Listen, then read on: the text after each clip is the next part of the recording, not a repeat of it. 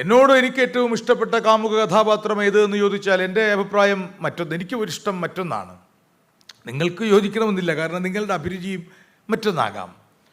എനിക്ക് തോന്നിയിട്ടുള്ളത് ഈ മാനവികത നിറഞ്ഞ ഒരു കാമുകൻ, അതിൻ്റെ പൂർണ്ണമായ അർത്ഥത്തിൽ ഈ ഞാൻ, എൻ്റെ, എനിക്ക് എന്ന വികാരങ്ങളില്ലാതെ അൾട്രൂയിസ്റ്റിക്കായ നിസ്വാർത്ഥമായ പ്രണയമേത് എന്ന് ചോദിച്ചാൽ, ഏത് പുരുഷ പ്രണയമാണ് എന്ന് ചോദിച്ചാൽ, ഉപാധികളില്ലാത്ത അൺകണ്ടീഷണലായ, ഡിമാൻഡുകളില്ലാത്ത, നീ എന്നെ മാത്രം പ്രണയിക്കുക എന്നോ നീ എന്നെ കൂടുതൽ പ്രണയിക്കുക എന്നോ കൽപ്പനകളില്ലാതെ പ്രണയിച്ച കാമുകനാരെന്ന് ചോദിച്ചാൽ, ഞാൻ കണ്ടിട്ടുള്ളതെന്ന് പറഞ്ഞാൽ ഞാൻ വായിച്ച ഇതിഹാസങ്ങളിൽ എൻ്റെ ഭാവനാ കാഴ്ചയിൽ കണ്ട ഏറ്റവും ഉജ്ജ്വലനായ പുരുഷ കാമുകന് ഞാൻ കൊടുക്കുന്ന പേര് എന്നും ഭീമസേനൻ എന്നാണ്.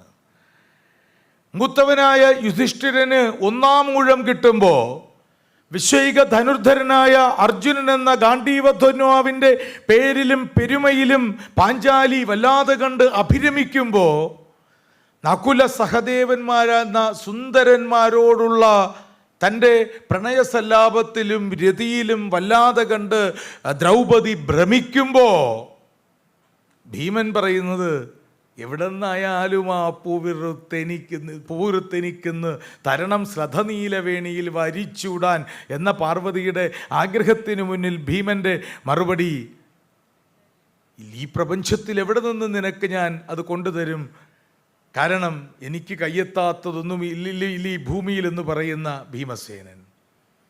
പഞ്ചപാണ്ഡവർ ഞങ്ങൾ 5 പേരിലും പ്രേമ പഞ്ചരം തീർക്കും എന്നാണ് പറഞ്ഞത്. പ്രണയത്തിൻ്റെ കൂടെ ഞങ്ങൾ 5 പേരിലും തീർക്കും എന്ന് പറയുമ്പോൾ ഭീമസേനൻ ഉള്ളുകൊണ്ട് ഓരോ നിമിഷവും അഗാധവും തീക്ഷ്ണവുമായി പ്രണയിച്ചിരുന്നു. ദ്രൗപദിയുടെ മനസ്സിൽ എന്നും 5-ാമനായിരുന്നു എങ്കിലും ഭീമസേനൻ. കാരണം ഭീമൻ കണ്ടീഷൻസ് ഇല്ലല്ലോ, ഭീമന് ഡിമാൻഡ് ഇല്ലല്ലോ, ഭീമൻ്റെ പ്രണയത്തിൽ ഞാൻ, എനിക്ക് എന്ന ആവശ്യങ്ങളില്ലല്ലോ.